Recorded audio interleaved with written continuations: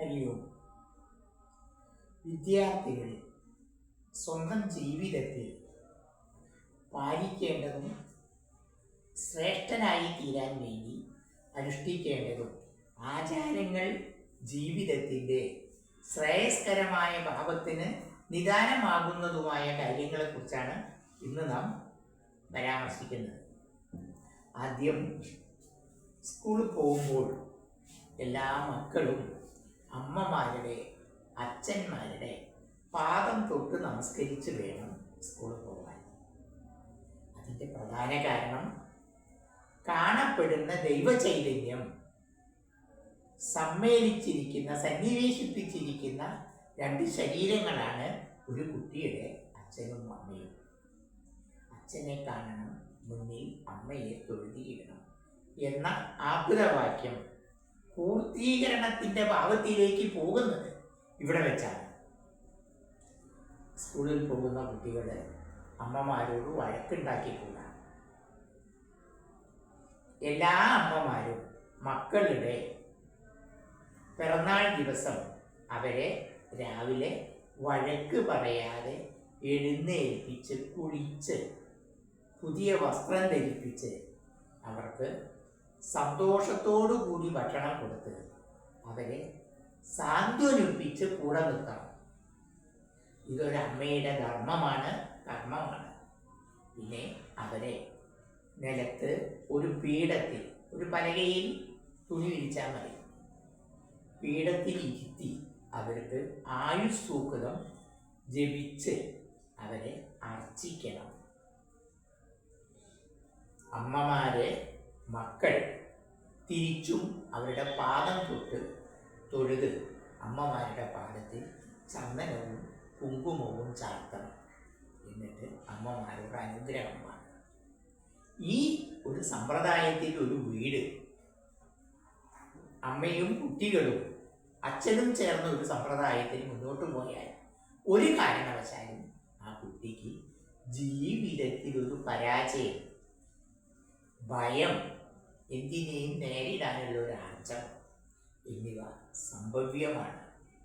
അച്ഛനും അമ്മയും കൂടെയുണ്ട് എന്ന ഒരു ചിന്ത കുട്ടിക്കും, മക്കള് ഞങ്ങളുടെ കൂടെയുണ്ട് എന്ന ഒരു ചിന്ത അച്ഛനും അമ്മയ്ക്കും വളരാൻ അത് സഹായകമാണ്. പുറത്തുനിന്ന് നമ്മൾ ഒരുപാട് കേൾക്കുന്നു, കുറച്ച് അകത്തേക്ക് എടുക്കുന്നു.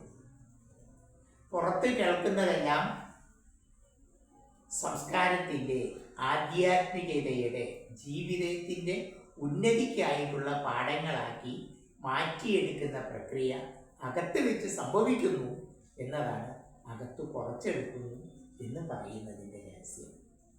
ഇതിന് സംസ്കാരം നമ്മെ സഹായിക്കുന്നു. കുലം, കുടുംബം, വംശം, ഗോത്രം, തറവാട്, പരമ്പര ഈ സമ്പ്രദായത്തിൽ വരുമ്പോൾ നമ്മേക്കാൾ മുന്നേ കാലത്താൽ മറഞ്ഞുപോയ നമ്മളുടെ പിതൃക്കളും നമ്മുടെ പരദേവതാ ക്ഷേത്രത്തിൻ്റെ സമ്പ്രദായങ്ങളും ഗ്രാമക്ഷേത്രത്തിൻ്റെ സംസ്കാരവും നമ്മെ പുത്തൻ ആശയങ്ങളും ചൈതന്യങ്ങളും സംസ്കാരങ്ങളും ഒരു കൂട്ടായ്മയുടെ ഭാവവും ഉണർത്താനും ആരെല്ലാമോ എനിക്കുണ്ട്, ഞാൻ ഒറ്റയ്ക്കല്ല എന്ന ഒരു ചിന്ത വളർത്തിയെടുക്കാനും ഇത് സഹായിക്കും.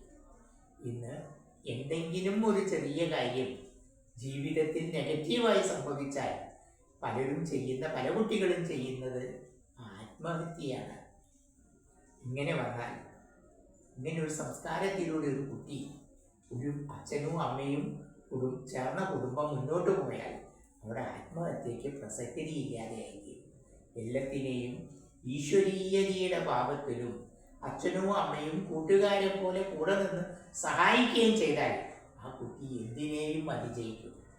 പിന്നെ ഓരോ കുട്ടിയെയും ഒരു 8ാം ക്ലാസ് കഴിഞ്ഞാൽ ആ കുട്ടിയുടെ ജീവിതത്തിൻ്റെ ഏത് സബ്ജക്റ്റിലാണ് അവർക്ക് താല്പര്യം അതിലേക്ക് നയിക്കാൻ അച്ഛനും അമ്മയും പഠിപ്പിക്കുന്ന ടീച്ചേഴ്സിൻ്റെ സഹായത്തോടു കൂടി ഉൾപ്രേരണ ഭാവത്തിൽ കുട്ടിയെ ട്രെയിൻ ചെയ്യിച്ചെടുക്കണം.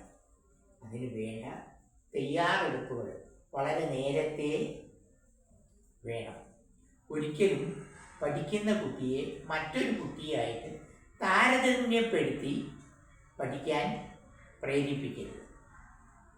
ശ്രേഷ്ഠഭാവത്തിൽ ഉണർത്തി അവരവരുടെ അകത്ത് ആ ഭാവം ഉണരാൻ മാത്രമേ കുട്ടിയെ പറഞ്ഞ് ബോധ്യപ്പെടുത്താവൂ. മറ്റൊരു കുട്ടി മിടുക്കനാണ്, ഒരു കുട്ടിയുടെ ഐക്യമല്ല വേറൊരു കുട്ടിക്ക്, ഒരു കുട്ടിയുടെ ബുദ്ധിയല്ല മറ്റൊരു കുട്ടിക്ക്, ഒരു കുട്ടിയുടെ ഓർമ്മയല്ല മറ്റൊരു കുട്ടിക്ക്.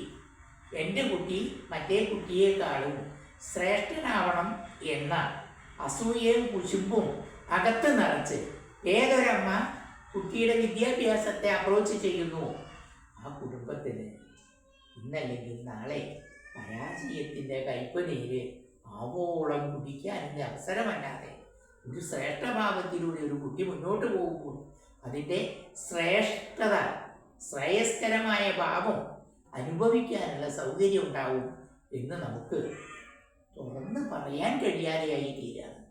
അതുകൊണ്ട് ഒരിക്കലും ഒരു കുട്ടിയെ മറ്റൊരു കുട്ടിയുമായി താരതമ്യം ചെയ്ത് പറഞ്ഞുകൂടാ. മാർക്കിൻ്റെ കാര്യത്തിലും വസ്ത്രത്തിൻ്റെ കാര്യത്തിലും സ്വഭാവത്തിൻ്റെ കാര്യത്തിലും ഒരു കുട്ടിയുടെ ശ്രേഷ്ഠമായ സ്വഭാവത്തെ ഭംഗിയായി അവതരിപ്പിക്കാം.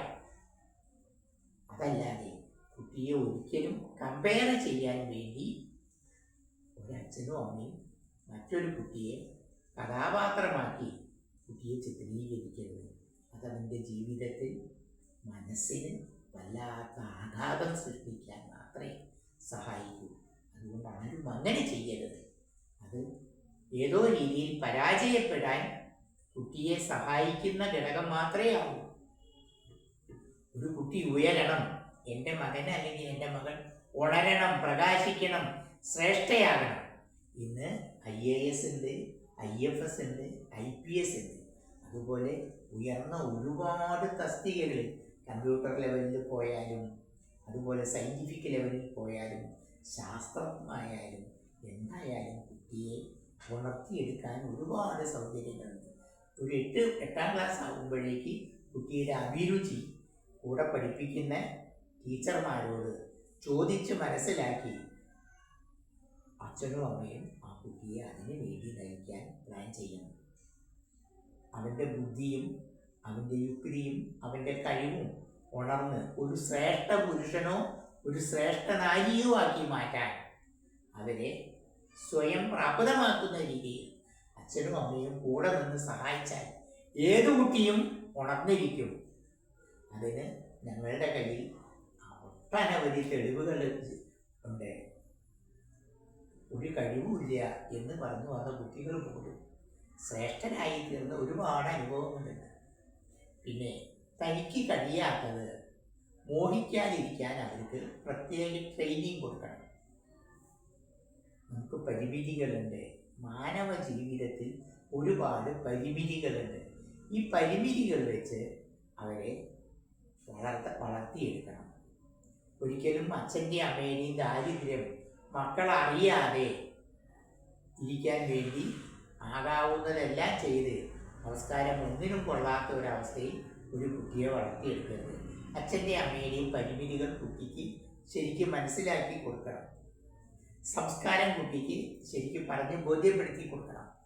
സാഹചര്യങ്ങൾ കുട്ടിക്ക് ശരിക്കും പറഞ്ഞ് മനസ്സിലാക്കി കൊടുക്കണം. മറ്റൊരാളോട് എങ്ങനെ ഇടപെടണം. ഇപ്പം സാധാരണ എൻ്റെ കുട്ടി മാത്രമേ നന്നാകാവൂ, മറ്റു കുട്ടികളൊന്നും നന്നായിക്കൂടാ എന്ന ഒരു പ്രകാശിക്കാത്ത മനസ്സിൻ്റെ സംസ്കാരം കൊണ്ട് നടക്കുന്ന ഒരുപാട് അമ്മമാർ സമൂഹത്തിൽ നമുക്ക് കാണാൻ പറ്റും. പക്ഷെ അങ്ങനെ ആയിക്കൂടാ. അമ്മമാർ ദേവീഭാവം സ്വാംശീകരിച്ച് അത് പ്രദാനം ചെയ്യുന്ന ശരിയായ അമ്മയാവണം. അതല്ലാത്തവരമ്മയല്ല. അമ്മിക്കല്ലിന് സമമായി തീരുന്ന അമ്മ അങ്ങനെയായിക്കൂടാ. അമ്മ എന്നത് ദേവീഭാവത്തിൻ്റെ ബഹിർഭാവമാണ്. നാം കണ്ട് മുന്നോട്ട് പോകാൻ ജീവിതത്തിൽ അവലംബിക്കേണ്ടത്, ആശ്രയിക്കേണ്ടത് ഇത്തരം അമ്മമാരെയാണ്. അവരാണ് നമുക്ക് ദേവീഭാവത്തിൽ കൂടെ നിന്ന് മക്കളെ സഹായിക്കുകയും കുടുംബത്തെ സഹായിക്കുകയും ചെയ്യുന്ന നാരി വർഗം. ഹരി ഓം.